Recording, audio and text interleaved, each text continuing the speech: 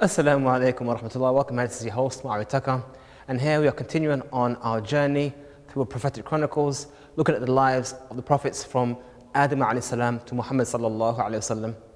And now we've reached the end of our journey to the last of the Anbiya, the last of the prophets and messengers, Muhammad sallallahu alayhi wasallam.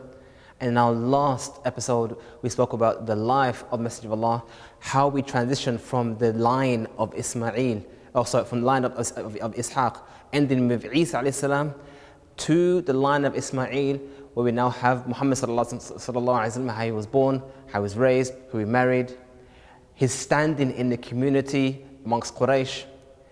And now we mentioned there were a few remnants, a few individuals who may have been the last remaining individuals upon the religion of Ibrahim, who rebuked and refuted and stayed away from idolatry. But in terms of Messenger of Allah sallallahu alaihi wasallam, they passed away, one of them passed away before he became a messenger.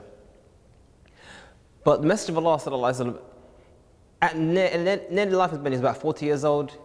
In an attempt to distance himself from the practices and the evil of his people, he used to seclude himself in a mountain, Mount Hira, which is just slightly outside of where the Haram is, in Mecca, where the Kaaba is. And he used to go there just to be alone, contemplate, reflect on life. And up until that point there, he would have stayed away from shirk. He was never involved in idolatry and any major sins in such a way. As you see, that was an effect of his heart being purified when he was very young. And there were some inklings that revelation was on its way through dreams that were coming to him, early signs of revelation. But when he was one night when he's in the cave of Hira, he felt a compression as someone was squeezing him, which is the angel Jibreel. And it was said to him, Iqra, read. And he said, Ma ana biqari, I can't read. Because the Messenger of Allah sallallahu alaihi wasallam was illiterate. And just a small point on this issue. The Messenger of Allah sallallahu alaihi wasallam was illiterate. He was unable to read and write. And that, on a normal person, on a normal basis, is a deficiency. It's a aib, it's a problem. How can you not read and how can you not write? But with the Messenger of Allah, that's actually one of the most important characteristics of the Messenger of Allah. Because the inability to read removes the accusation that he read what he is saying, that he's copying from someone else. He just read books from here, but he didn't. He was uneducated from the unlettered people. All of them were. And that was one of the benefits of the last prophet coming from the line of Ismail, because they were in an area that was mostly obscured from the wider world. They were mostly isolated from the wider world, because who would want to live in an area where there's no vegetation, there's no produce there, it's just desert. And then Angel Jibreel squeezed again and said, Iqra. And the Messenger repeated, I can't read. And then the last one, he squeezed and said, read in the name of your Lord who created mankind from a clot. This was the first ayat of the Quran that Allah revealed to Muhammad sallallahu alaihi wasallam, and it was the beginning of revelation. But this was absolutely new to Muhammad sallallahu alaihi wasallam. It's not like if you refer to the previous stories of the Anbiya, almost all of them had something before that they knew of. They had something, i.e., there were prophets already in existence or something like that. Or they were from a lineage of descendants. Even Musa alayhi salam was very close to Yusuf and so on and so forth, whereas Muhammad sallallahu alaihi wasallam was completely detached from anything before. And what came to him was entirely new. So when he returned back to his wife in fear, wondering, what's happening? Cover me. She said, don't worry, don't fear. She had faith in him and believed in him, and she knew him intimately, being his wife. She knew he wasn't insane. She knew he wasn't a liar. She knew he wasn't making things up. So she took him to her uncle, Waraqat bin Nawfal, who was a Christian at the time, and he indicated to him that this sounds like revelation. It was unfortunate that Waraqat bin Nawfal passed away very soon after that, but essentially, Khadija, his wife, was the first of the believers. And the first of the believers from the children was Ali ibn Abi Talib, and the first of the male believers was Abu Bakr as-Siddiq radhiallahu anhu. So at the beginnings of Risala or messenger, he was da'wah was given privately to family members, close people. It wasn't made public. And it was like that for a while. As revelation started to come down, as the Messenger of Allah was being taught more and more by Allah about this message, and it became more and more firm in his deliverance, then a few years later, he was given a command to convey the message to the remainder of his tribe openly, give da'wah openly. So the Messenger of Allah ascended Mount Safa, and that was very common if there was something serious to happen, people would ascend that mountain and they say, Ya Sabaha, they will call out and get everyone's attention, and then they would tell them what is so important. So the Messenger of Allah said, if I was to tell you that there's an army coming to destroy you, would you believe me? I said, of course, you're the Ameen, you're the trustworthy one, and so on and so forth. Why would you not believe you? And then he announced, I am the Messenger of Allah, and I'm calling you back to the worship of Allah alone and to leave off all these idols. What was the reaction? His uncle Abu Lahab, Tabban lak ya Muhammad, ajma'tana li hadha. He said, woe to you, O Muhammad, have you brought us together for this?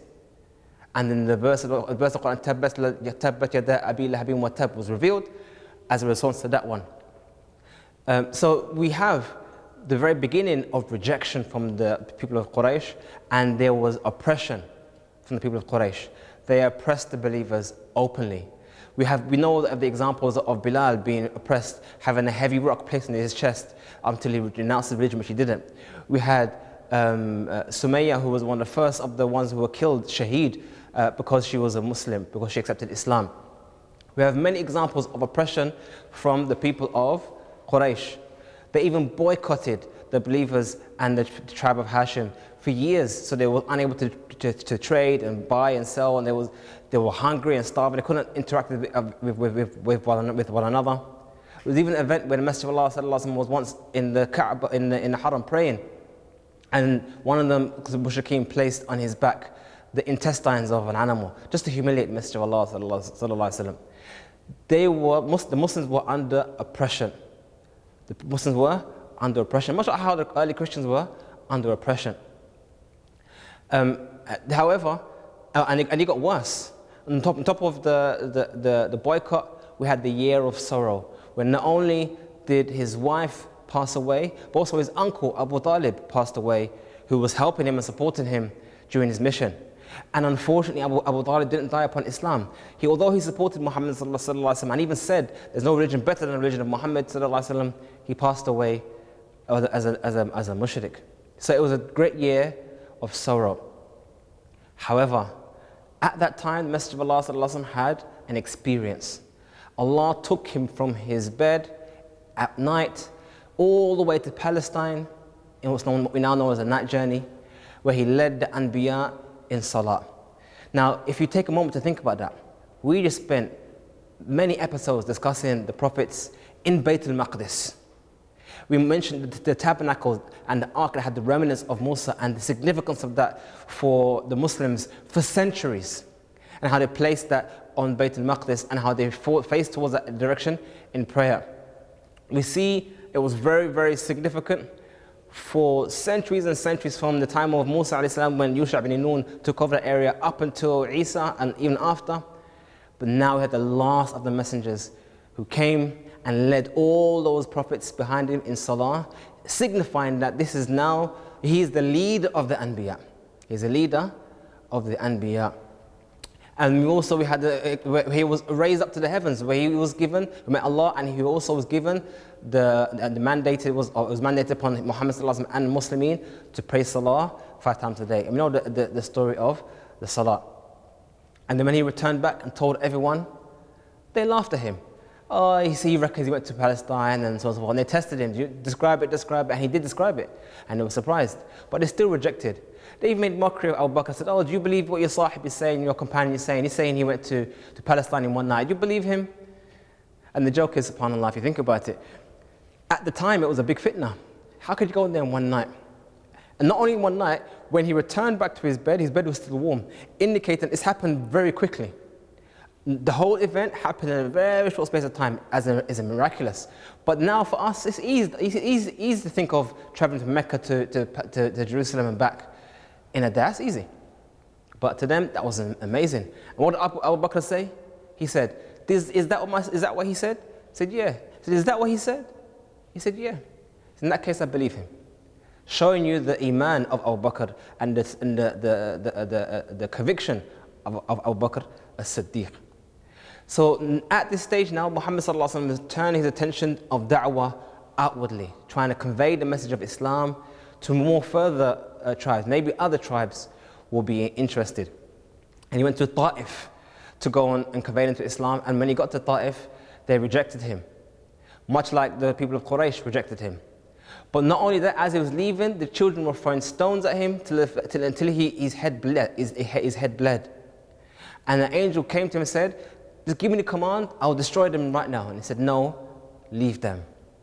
Maybe from their loins will come a nation who would worship Allah. SubhanAllah, look at the mercy of the Messenger of Allah sallallahu alaihi wasallam, that even though they humiliated him, he still hoped good for them or their children, and their children even. So this was the beginnings of da'wah, you could say, to a more wider field. Then we had an example of hijrah, where the oppression was so difficult that there was permission was given for some Muslims to leave, those who couldn't have sabr, didn't have a good tribe, and they couldn't have patience, to leave, to go to Habash, which now known as Ethiopia. Because there was a Christian who was okay, he was not oppressive, and would allow the Muslims to be and do as they wish. So some of the Muslims made that hijrah. And after that, we had the event of Umar ibn al-Khattab. At the time, Umar was a mushrik, and not only any mushrik, he was very staunch in his ways, he was very strong in his character, and he used to also be against the Muslimin. And the Messenger of Allah sallallahu alaihi wasallam made dua, "Oh Allah, give Islam izzah, give Allah strength through either Abu Bakr or Abu Jahl." Umar or Abu Jahl. And Allah answered the dua with Umar, where Umar eventually accepted Islam, and because of his status, it was taken as being a great victory for the Muslimin. The Umar accepted Islam and gave us a lot of support, and because of this, now some news had spread, it was false, but news had spread that the Quraysh had accepted Islam. So some of those who migrated to Ethiopia wanted to return back to Medina, only to find that unfortunately it was not true. So we had the beginnings of da'wah to other nations, and the Messenger of Allah sallallahu alaihi wasallam sent the likes of Mus'ab ibn Umair to Medina, or at the time it was called Yathrib, to give da'wah. And he was one of those companions who spread the word of Islam and Tawheed to neighboring villages. So then, after that, as Islam spread, some of the people, the neighboring tribes, used to travel to Mecca to make the Hajj. And this Messenger of Allah sallallahu alaihi wasallam used it as an opportunity to convey the message of Islam to those who have come. And the Quraysh, they tried to block it by saying, "No, don't listen to him, he's a madman, he's insane, he's a sahid, he's this and that." But Mus'ab ibn Umair was able to convince some people to come and meet with the Messenger of Allah and pledge obedience to the Messenger of Allah, of submission to al-Islam. And that was the first pledge of allegiance that was given to the Messenger of Allah sallallahu alaihi wasallam from a neighboring tribe. And then later on, a second pledge was given, and this extended that to include helping and supporting the Muslimin migrate to a new village. So this is the beginnings of the formation of a new state. Listen carefully. It's the beginnings of the formation of a new state. So one by one, Muslims in Mecca began to make the hijrah away from the land of oppression to the land of al-Islam. And it came to the point whereby this was happening more and more, and the Quraysh was thinking, we have to do something like this because, it's getting me concerned. And these guys have been here for like 13 years now. They're not going away. You're only getting more in number. It's small, but it's looking more in number. And they plotted to kill him. So they said, if you kill him, then any one tribe who kills him, then the other tribes are going to want to take their blood money, want to take their revenge. So let's plot together that we get one from each tribe and all strike together, so therefore we can't blame any single tribe. So they went together to kill the Messenger of Allah sallallahu alaihi wasallam. And at that moment, as they surrounded the home to kill the Messenger of Allah sallallahu alaihi wasallam, Allah caused them to be blinded, i.e. they were able to see, but unable to see the Messenger of Allah leave the home. Ali ibn Abi Talib laid in the bed to be the decoy, and the Messenger of Allah was able to slip away, meet up Abu Bakr, and was able to make the migration away from Mecca to Medina. They first went to the cave of Thawr to escape, and they hid there for a while, for a few days, whilst things died down. And after that, they made their way slowly through the desert, taking an alternative route, not the usual route to go to Medina, but a different route. And they had a certain guide. Ironically, that guide was a non-Muslim, he was a mushrik at the time. And they had that guide them through the desert towards Medina. And subhanAllah, even in that journey, there was a miracle, a miraculous event that happened, where once there was a goat, and the Messenger touched the udders of the goat, and his udders filled with milk, and was able to drink, him and Abu Bakr. So we have many different events that happened along the way, until eventually the Messenger of Allah arrived at Medina. And it was a big celebration, and everyone was happy, and all of them were saying, come stay with us, come stay with us. Everyone and the companions wanted the Messenger of Allah, the Prophet of Allah, to stay with them as being from one of the Muhajirin. And the Messenger of Allah eventually stayed in one of the homes of the companions, and that was the end of the first part of the life of Messenger of Allah, which was you could say the Meccan period. And this is now the beginning of the Madani period. And inshallah, in our next episode, in our final episode, we will discuss the last part of the mission of the Messenger of Allah sallallahu alaihi wasallam. Assalamu alaikum wa rahmatullah.